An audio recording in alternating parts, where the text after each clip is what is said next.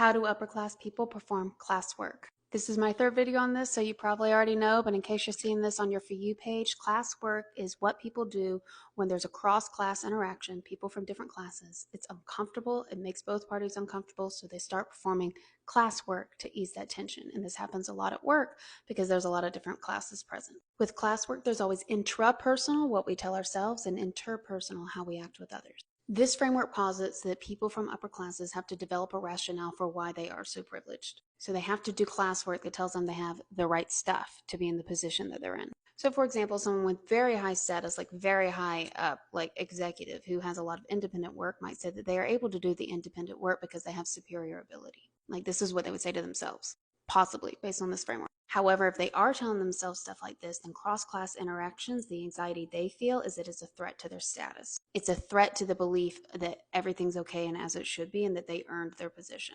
So their intrapersonal classwork is likely to try to reframe cognitively what they see, what the threat is, to reinforce the idea of meritocracy. They can do this by disavowing the rigged game, aka myth of meritocracy, redistributing responsibility, or minimizing class differences. To minimize a rigged game, they might tell themselves, hey, some people get opportunities, other people don't. Or, well, if I could do it, they can too, and they're just not doing it.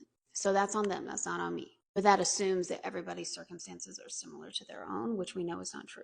For interpersonal classwork, they may reach down, act as status lenders, or distance. Reaching down is when they help people in less privileged positions and it makes them feel like they're equalizing the playing field. This can be like when an executive invites somebody who's lower in status to maybe an office party that they normally wouldn't be invited to, or engages in water cooler talk with the lower status employee.